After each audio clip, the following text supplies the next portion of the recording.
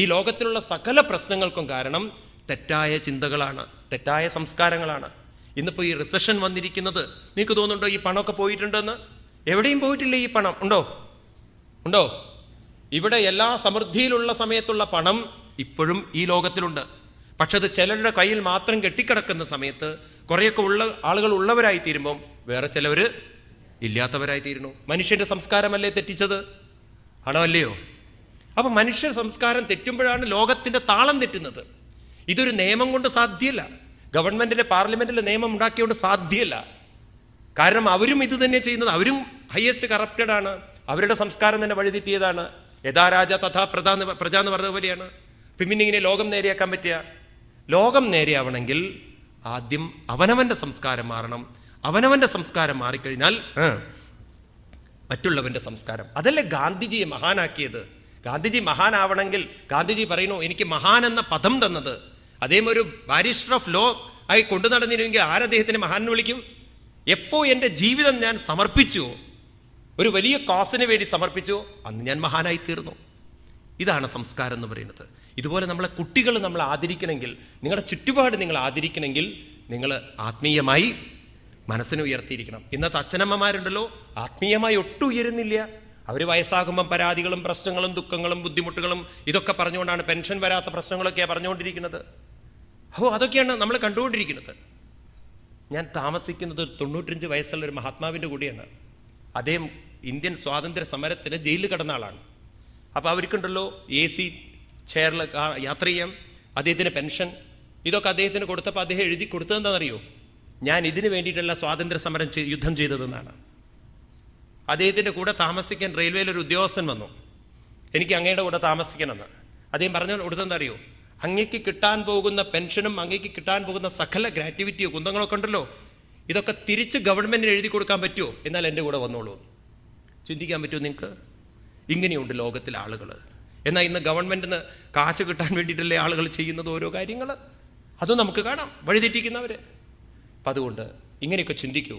നമ്മൾ ഒരാളെയും വഴിതെറ്റിക്കരുത്. നമ്മൾ കാര്യങ്ങളൊക്കെ മനസ്സിലാക്കി ക്രമേണ മനസ്സിനെ ഉയർത്തി കുട്ടികൾക്ക് തോന്നണം, എൻ്റെ അച്ഛനും അമ്മയും അമ്പലത്തിൽ പോകുന്നുണ്ട്, അവർക്ക് നല്ലവണ്ണം ശാന്തിയും സമാധാനവും സ്വസ്ഥതയുണ്ട്, അവർക്ക് വലിയ ആവശ്യങ്ങളൊന്നും ഇല്ല, അവരവരുടെ കാര്യത്തിൽ പ്രാപ്തരാണ് എന്നൊക്കെ അവർക്ക് തോന്നുമ്പോൾ അവർക്ക് നമ്മളോട് വലിയൊരു ആദരവ് വരും, ബഹുമാനം വരും. അങ്ങനെ നമ്മുടെ മനസ്സിനെ ഉയർത്താൻ സ്വയം നിശ്രേയസം വിദ്വാൻ നവക്ത്യജ്ഞായ കർമ്മഹി നരാദി രോഗിണോപത്യം വാഞ്ചതോ ഹി വിഷക്തമാം.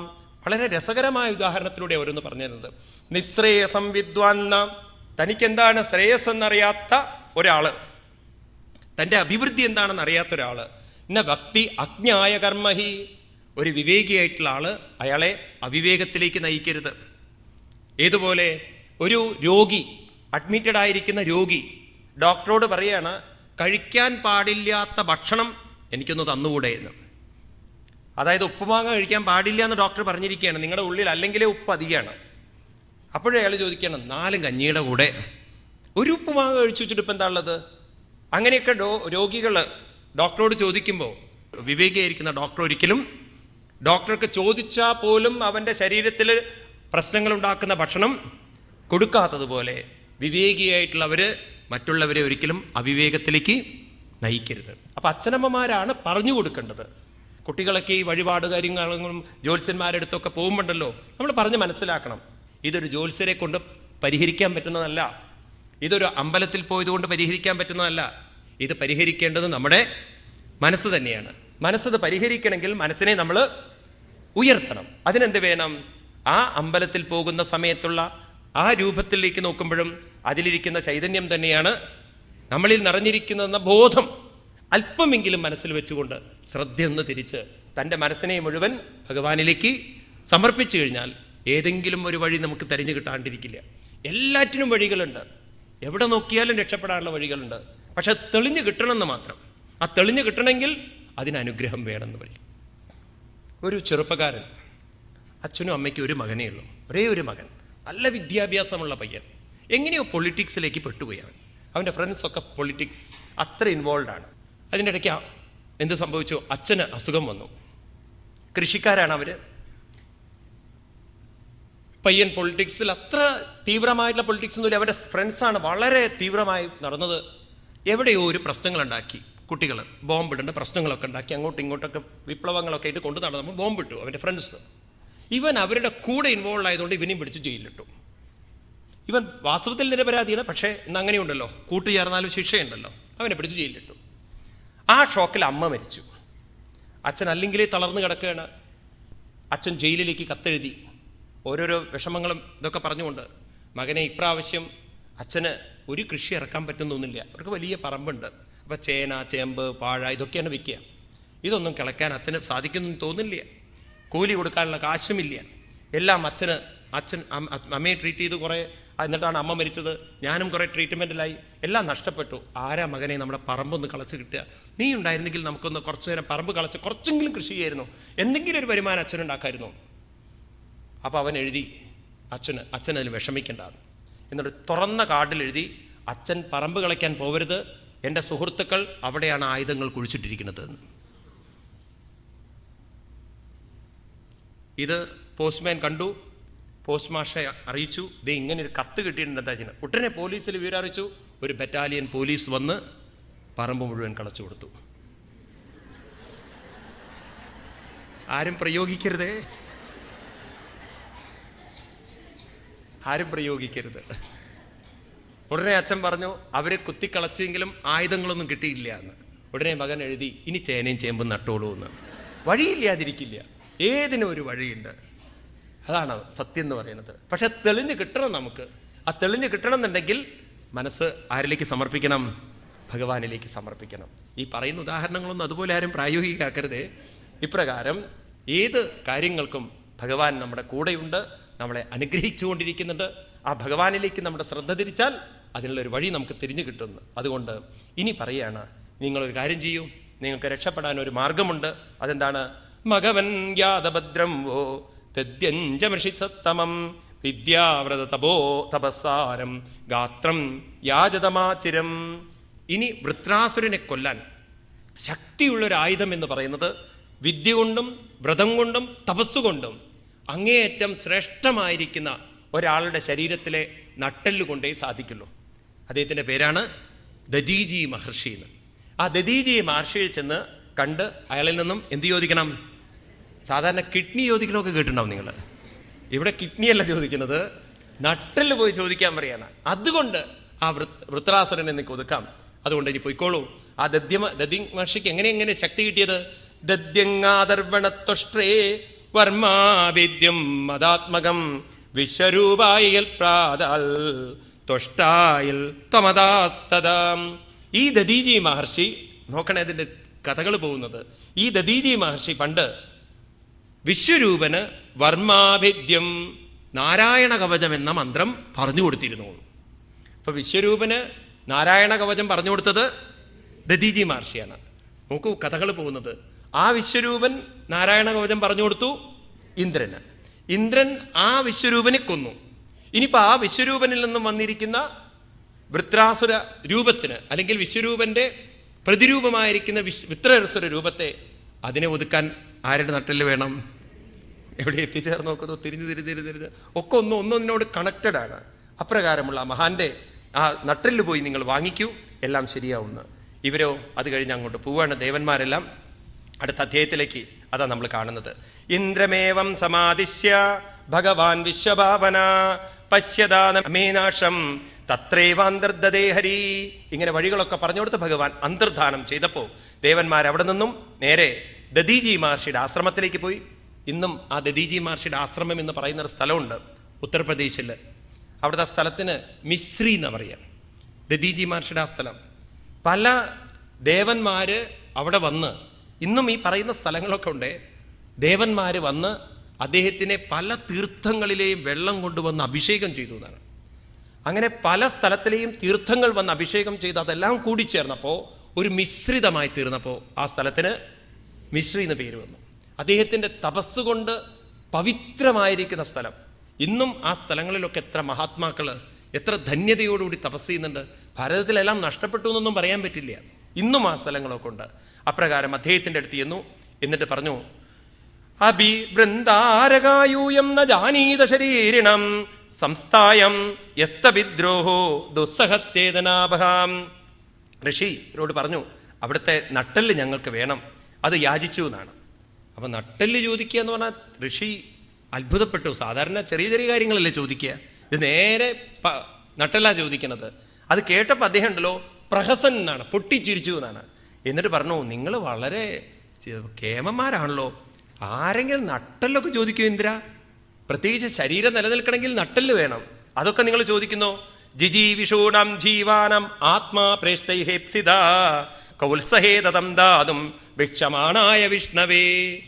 ഈ ശരീരത്തെ നിലനിർത്തുന്നത് നട്ടെല്ലാണ്. എല്ലാവർക്കും അവരുടെ ശരീരത്തോടൊരു ഇഷ്ടം ഉണ്ടാവുമല്ലോ, മരിക്കുന്നത് വരെ ശരീരം വേണ്ടേ? ആരാണ് ഇതിനെ കൊടുക്കാൻ? കൗത്സഹേത, ആര് കൊടുക്കും? ഈവൻ വിഷ്ണവേ, വിഷ്ണു തന്നെ ഭിക്ഷമാണായ, ദേവൻ തന്നെ, ഭഗവാൻ തന്നെ വന്ന് ചോദിച്ചാലും ഗുരുവായൂരപ്പൻ വന്നിട്ട് നിങ്ങളോട് ചോദിക്കുക നട്ടെല്ലൊന്ന് തരുമോന്ന്. കാര്യമൊക്കെ ഭക്തി തന്നെ. കൊടുക്കുമോ നിങ്ങൾ നട്ടില്? നിങ്ങൾ ചിരിച്ച് കൊടുക്കില്ല എന്നുള്ള ഉറപ്പുള്ളതുകൊണ്ടാണോ?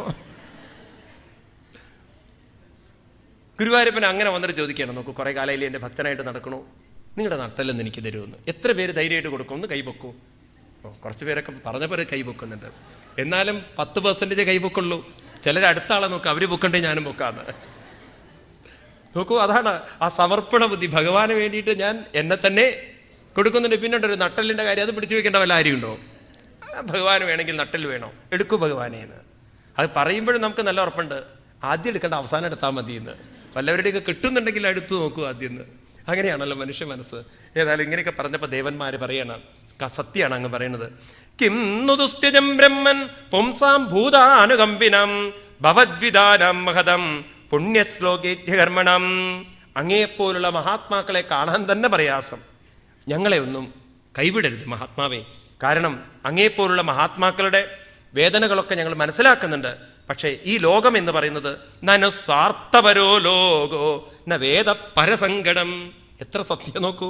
അന്ന് വേദവ്യാസ മാഷ് എഴുതി വെച്ചിരിക്കുന്നു, സ്വാർത്ഥപരോ ലോകോ, ഈ ലോകം സ്വാർത്ഥപരമാണ്. ന വേദ പരസങ്കടം, മറ്റുള്ളവരുടെ സങ്കടം ആർക്കും കേൾക്കാനും അറിയാനും സമയമില്ല, താല്പര്യവുമില്ല. ഇതാണ് ലോകം എന്ന് പറയുന്നത്. അപ്പം മറ്റുള്ളവർക്ക് വേദനകളും ബുദ്ധിമുട്ടുകളും ഉണ്ടോ എന്ന് പോലും അറിയുന്നില്ല. നോക്കൂ എത്രത്തോളം ആ കൾച്ചർ മാറി എന്നുള്ളത്. ഒരു ട്രെയിനിൽ യാത്ര ചെയ്താൽ തന്നെ നിങ്ങൾക്ക് കാണാം, എല്ലാ വൃത്തികേടും അവിടെ ആക്കി, കടല പൊളിച്ചിട്ടതും അവിടെ പൊളിച്ചും. ഇനി ഞാൻ ഇറങ്ങിക്കഴിഞ്ഞാൽ വേറൊരാൾ അവിടെ വരും, അങ്ങനെ ചിന്തയില്ല. എനിക്ക് കിട്ടിയ സമയത്തെ ഞാൻ വേണ്ട വിധത്തിൽ പ്രയോജനപ്പെടുത്തുക. എവിടെ നോക്കിയാലും ഇതല്ലേ സംസ്കാരം നമ്മൾ കാണുന്നത്. യഥാ രാജ തഥാ പ്രജ എന്ന്. നമ്മുടെ ഭാരതത്തിൻ്റെ ഒരു വൈവിധ്യമാണത്. അപ്പോൾ ഇങ്ങനെ നോക്കിക്കഴിഞ്ഞാൽ മനുഷ്യനൊക്കെ മറ്റുള്ളവരുടെ വേദനകൾ മനസ്സിലാക്കാതെയാണ് ജീവിക്കുന്നത്. അങ്ങനെ വേദനകൾ മനസ്സിലാക്കാത്തത് കൊണ്ട് യതി വേദനയാജേത നേതിയാഹയരീശ്വരാം. അറിയുന്നവന് ഇതൊക്കെ മറ്റുള്ളവരുടെ കാര്യങ്ങൾ ഇതൊക്കെ മനസ്സിലാക്കുന്നവനുണ്ടല്ലോ, അവരാണ് വിവേകികൾ, അവരാണ് ധന്യാത്മാക്കൾ. നോക്കൂ, നമ്മുടെ മഹാത്മാക്കളൊക്കെ അങ്ങനെയല്ലേ? അതല്ലേ ജീസസ് പറഞ്ഞത്, നിങ്ങൾ തെറ്റ് ചെയ്യാത്തവർ, പാപം ചെയ്യാത്തവർ കല്ലെറിയൂന്ന്. അവർക്കറിയാം, അതിൻ്റെ കാര്യങ്ങൾ അറിയാം. ഇങ്ങനെയൊക്കെ മനസ്സുയർത്താൻ ഇത് തന്നെയാണ് ശ്രീകൃഷ്ണ ഭഗവാൻ ഗീതയിലും പറയുന്നത്, അദ്വേഷ്ട സർവഭൂതാനാം എന്നൊക്കെ പറയുമ്പോണ്ടല്ലോ. എല്ലാ മഹാത്മാക്കളും ഇതേ തത്വങ്ങളാണ് പറയുന്നത്. കാരണം അവർക്കറിയാം മറ്റൊരാളെ വേദനിപ്പിക്കുന്നത് ഈശ്വരനെ വേദനിപ്പിക്കുന്നതിന് തുല്യമാണ്. അവനവനെ വേദനിപ്പിക്കുക അത് ഈശ്വരനെ വേദനിപ്പിക്കലാണ്. അതുകൊണ്ട് ഈശ്വരനെ വേദനിപ്പിച്ചാലോ നാം ചെയ്യുന്ന കർമ്മങ്ങൾക്കെല്ലാം പ്രതികർമ്മമുണ്ട്. ആൽബർട്ട് ഐൻസ്റ്റീനൊക്കെ പറയുന്നതിന് മുമ്പ് നമ്മുടെ ഭാരതീയ ഋഷീശ്വരന്മാർ പറഞ്ഞിട്ടുണ്ട്, താൻ നിരന്തരം ചെയ്യുന്ന, നിങ്ങളൊരാളെ വേദനിപ്പിച്ചോ അത് നിങ്ങൾക്ക് തിരിച്ചു വരണം. നിങ്ങളൊരാളെ പണം അപഹരിച്ചിട്ടോ നിങ്ങളുടെ പണം നാളെ നഷ്ടപ്പെടണം. ഇങ്ങനെ ലോകത്തിൽ എപ്പോഴും താൻ ചെയ്യുന്നതിൻ്റെ കർമ്മത്തിൻ്റെ ഫലം അങ്ങോട്ടും ഇങ്ങോട്ടും അനുഭവിച്ചുകൊണ്ട് ലോകം ജീവിക്കുന്നു. അതുകൊണ്ട് മഹാത്മാവേ, ഇന്ന് ഞങ്ങൾ അങ്ങയുടെ മുന്നിൽ യാചിക്കുകയാണ്. ഞങ്ങൾക്ക് അവിടുത്തെ നട്ടെല്ല് തന്നാലേ ഞങ്ങൾക്ക് ഈ പ്രശ്നത്തെ പരിഹരിക്കാൻ സാധിക്കുള്ളൂ. ഇത് കേട്ടപ്പോൾ, അവരുടെ ആ സത്യസന്ധത കണ്ടപ്പോൾ, ശരിക്കും ഞങ്ങൾ വേദനിപ്പിച്ചിട്ട് തന്നെയാണ് അത് ചോദിക്കുന്നതൊക്കെ പറഞ്ഞപ്പോൾ അദ്ദേഹം പറഞ്ഞു, ധർമ്മം വസ്രോതുകാമേന, നിങ്ങൾ ധർമ്മമാണ് പറയുന്നത്. യൂയം മേ പ്രത്യുദാഹൃത യേശവ പ്രിയമാത്മാനം ത്യജന്തം സന്ധ്യജാമ്യഹം. നിങ്ങൾ പറഞ്ഞത് വളരെ സത്യമാണ്. ഞാനിതാ ഈ ശരീരത്തെ ഉപേക്ഷിക്കുന്നു, നിങ്ങൾ എൻ്റെ നട്ടെല്ല് വലിച്ചെടുത്തോളൂ. എന്നിട്ട് അഹോ ദൈന്യമഹോ കഷ്ടം പാരക്യ ക്ഷണഭങ്കുരൈ എന്നോപകുര്യാൽ സ്വാർത്ഥൈ മർത്യ സ്വാജ്ഞാ ത്രിവിഗ്രഹൈ. ഇനി പറയുന്നു, അതുകൊണ്ട് ഈ മരണത്തിനടിമപ്പെട്ടവർ വളരെ ശ്രദ്ധിക്കണം. ഈ ശ്ലോകങ്ങളൊക്കെ എത്ര ഗംഭീരമാണ്. ഈ ശരീരമുണ്ടല്ലോ, പാരക്കൈ ക്ഷണഭങ്കുരൈ മർത്തി. ഈ ശരീരം എന്ന് പറയുന്നത് മരണത്തിനടിമപ്പെട്ടിരിക്കുകയാണ്. ഇത് നഷ്ടപ്പെടുന്നതാണ്, കൈമോശം വരുന്നതാണ്.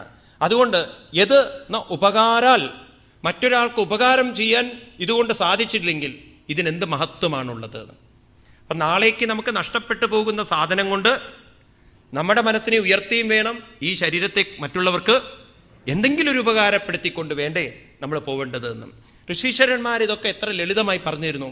അവർ ഗംഗയെ നോക്കിക്കൊണ്ട് പറയുന്നു, പരോപകാരായ വഹന്ത്യ നദ്യാം. പരോപകാരത്തിന് വേണ്ടി അമ്മയെ അവിടുന്ന് ഒഴുകുന്നു. പരോപകാരായ ഫലന്തി വൃക്ഷ. പരോപകാരത്തിന് വേണ്ടി വൃക്ഷങ്ങൾ ഫലമിടുന്നു. പരോപകാരായ എല്ലാം നോക്കിക്കഴിഞ്ഞാൽ പരോപകാരത്തിന് വേണ്ടിയിട്ടാണെങ്കിൽ പരോപകാരാർത്ഥമിതം ശരീരം. ഈ ശരീരവും പരോപകാരത്തിന്, ആർക്കെങ്കിലും ഒരു ഉപകാരം, എന്തെങ്കിലും ഒരു ഉപകാരം, അവനവൻ്റെ സ്വാർത്ഥത വിട്ടിട്ട് കുറച്ച് നേരം എന്ന് പറയാൻ. ലോകത്തിലൊരു പ്രസിദ്ധനായിട്ടുള്ളൊരു സൈക്കാട്രിസ്റ്റ്, അദ്ദേഹം ഒരിക്കലൊരു മെൻ്റൽ ഹെൽത്തിനെ കുറിച്ചുള്ള കോൺഫറൻസിൽ പങ്കെടുക്കുകയുണ്ടായി. ആയിരക്കണക്കിന് വിദ്യാർത്ഥികൾ, സൈക്കാട്രി വിദ്യാർത്ഥികൾ, പഠിച്ചുകൊണ്ടിരിക്കുന്ന വിദ്യാർത്ഥികൾ. അപ്പോൾ ഇദ്ദേഹത്തിൻ്റെ ലെക്ചറൊക്കെ കഴിഞ്ഞപ്പോൾ ഒരു കുട്ടി ചോദ്യം ചോദിക്കുകയാണ്. അപ്പോൾ സാർ, ഒരാൾക്ക് മെൻ്റൽ ഡിസ്റ്റർബൻസ് വന്നു കഴിഞ്ഞാൽ, അതൊക്കെ തോന്നിക്കഴിഞ്ഞാൽ, മെൻ്റലി അയാൾ ഡിസോർഡർ ആയിക്കഴിഞ്ഞാൽ ആദ്യം ചെയ്യേണ്ടത് എന്താണെന്ന്. ഉടനെ അദ്ദേഹം അതിന് മറുപടി പറഞ്ഞത് ഇങ്ങനെയാണ്: ഏത് ഫൂളിഷ് സൈക്കാട്രിസ്റ്റുമാരും പറയുക, ഡോക്ടർമാരും പറയുക, നിങ്ങൾക്ക് അങ്ങനെ ഒരു പ്രശ്നം വന്നു കഴിഞ്ഞാൽ, ഒരു രോഗിക്ക് അങ്ങനെ ഒരു പ്രശ്നം വന്നു കഴിഞ്ഞാൽ ഒരു സൈക്കാട്രിക് ഡോക്ടറെ പോയി കാണുമെന്നാണ് പറയുക. അതാണ് സാധാരണ നിങ്ങളെല്ലാവരും പ്രതീക്ഷിക്കുന്ന ഒരു ഉത്തരം.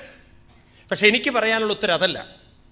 ആ വ്യക്തിയെ നിങ്ങൾ ഒരു ഗ്രാമത്തിലേക്ക് കൊണ്ടുപോകും.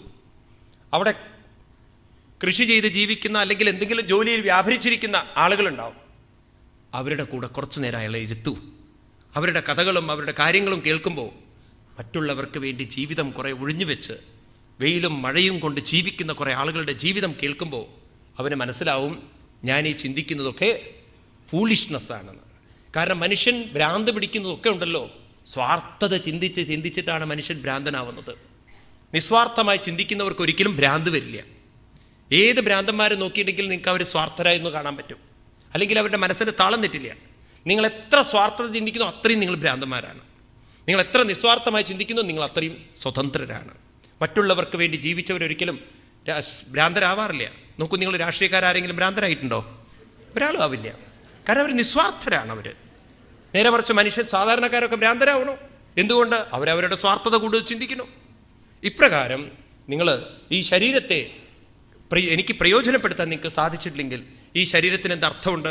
അഹോ ധൈന്യം അഹോ കഷ്ടം പാരക്യ ക്ഷണഭങ്കുരൈ എന്നോപകുര്യാൽ സ്വാർത്ഥൈ ഭർത്തി ജ്ഞാതിവിഗ്രഹൈ സ്വജ്ഞാതിവിഗ്രഹൈ. ഇപ്രകാരം ഈ ശരീരം കൊണ്ട് നിങ്ങൾക്ക് പ്രയോജനപ്പെടുത്താൻ എനിക്ക് സാധിച്ചിട്ടില്ലെങ്കിൽ പിന്നെ ഈ ശരീരത്തിന് എന്ത് മഹത്വമുണ്ട്? അതുകൊണ്ട് വലിച്ചെടുത്തോളൂ. ഞാനിതാ എൻ്റെ ശരീരത്തെ ഉപസംഹരിപ്പിക്കുന്നു എന്ന് പറഞ്ഞ് അദ്ദേഹം തൻ്റെ മനസ്സിനെ ഏവം കൃതവ്യവസ്ഥിതോ ദദ്യങ്ങാദർവണസ്തനും പരേ ബ്രഹ്മണി ഭഗവതി ബ്രഹ്മണി ആത്മാനം സന്നയം ജഹോ. തൻ്റെ മനസ്സിനെ പരിപൂർണമായി ആ ഭഗവാനിലേക്ക് സമർപ്പിച്ചുകൊണ്ട് അദ്ദേഹം ആ ദേഹത്തെ ഉപേക്ഷിച്ചു എന്നാണ്. അപ്പം ജീവനുള്ള ശരീരത്തിൽ നല്ല നട്ടിൽ വലിച്ചെടുക്കുന്നത്, ദേഹത്തിൽ നിന്ന് തൻ്റെ മനസ്സിനെ പരിപൂർണമായി ഭഗവാനിലേക്ക് സമർപ്പിച്ച് അപ്രകാരം ഒരു മാനസികാവസ്ഥയിലെത്തിയ അദ്ദേഹത്തിനെ അവർ ആ ശരീരത്തിൽ നിന്നൊക്കെ വലിച്ചെടുത്ത് അപ്രകാരം അത് ഇന്ദ്രോ വജ്രമുദ്ദിശ്യ നിർമ്മിതം വിശ്വകർമ്മണ മുനേ ശക്തിപുരുൽസിക്തോ ഭഗവൽ തേജസാന്നിധ. പിന്നീട് ആ നട്ടല് വലിച്ചെടുത്ത് വിശ്വകർമാവിന് കൊടുത്ത് അതിനെ വജ്രായുധമാക്കി മാറ്റി എന്നാണ്. എന്നിട്ടോ ആ വജ്രായുധവും കൊണ്ട് പിന്നെ അവിടുന്ന് യുദ്ധത്തിന് പോകുന്നു. ഐരാവതത്തിൻ്റെ മുകളിൽ കയറിക്കൊണ്ട് ഇന്ദ്രൻ, വൃത്രൻ അസുരന്മാരെയും കൂട്ടിക്കൊണ്ട് വൃത്രാസുരനും വരുന്നു.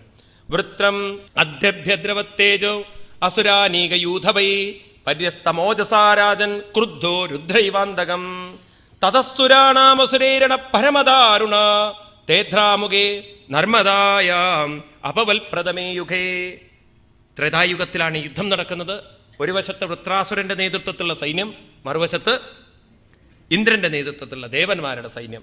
അങ്ങനെ വജ്രായുധം കണ്ടതും ദൃഷ്ട്വാ വജ്രതരം ചക്രം രോചമാനം സ്വയം ശ്രിയ നാമുഷ്യനസുരാരാജൻ മൃതേ വൃത പുരസ്സര. വൃത്രാസുരൻ ഭയന്നില്ല.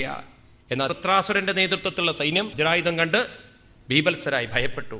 ഇനി അവരെ പിടിച്ചു നിർത്തുകയാണ് വൃത്രാസുരൻ. നമുജി, ശംബരോ, അനർവാൽ, ദിമൂർധ, ഋഷഭോ, അംബരൻ, ഹയഗ്രീവ, ഇതൊക്കെ അവരുടെ പേരുകളാണ്. പോവരുത്, പോവരുത്, ആരും ഓടരുത്, ഇത് കണ്ട് പേടിക്കരുത്, നമ്മൾ ഒറ്റക്കെട്ടായിട്ട് യുദ്ധം ചെയ്യണം എന്നൊക്കെ പറഞ്ഞ സമയത്ത് അവരൊക്കെ പലായനം ചെയ്യുമ്പോൾ അവർക്ക് കൊടുക്കുന്നൊരു ഉപദേശമുണ്ട് വൃത്രാസുരൻ്റെ. ഭഗവത്ഗീതയിൽ ഭഗവാൻ 2-ാം അധ്യായത്തിൽ പറയുന്ന പല തത്വങ്ങളെയും ഇവിടെ വൃത്രാസുരനിലൂടെ വേദവ്യാസ മഹർഷി അവതരിപ്പിക്കുകയാണ്. പിന്നീട് അടുത്ത അധ്യായത്തിൽ ആ വൃത്രാസുരനും ഇന്ദ്രനും തമ്മിൽ യുദ്ധം ചെയ്യുന്ന സമയത്ത് ഭാഗവതം വൃത്രാസുരനിലൂടെ നമുക്ക് കാണിച്ചു തരുന്നത് ഒരു വലിയ ഭക്തൻ്റെ മാനസികാവസ്ഥയാണ്. ഇന്ദ്രനേക്കാളും എത്രയോ മാനസികമായി ഉയർന്നവനാണ് വൃത്രാസുരൻ എന്ന് നമുക്ക് കാണിച്ചു തരികയാണ്.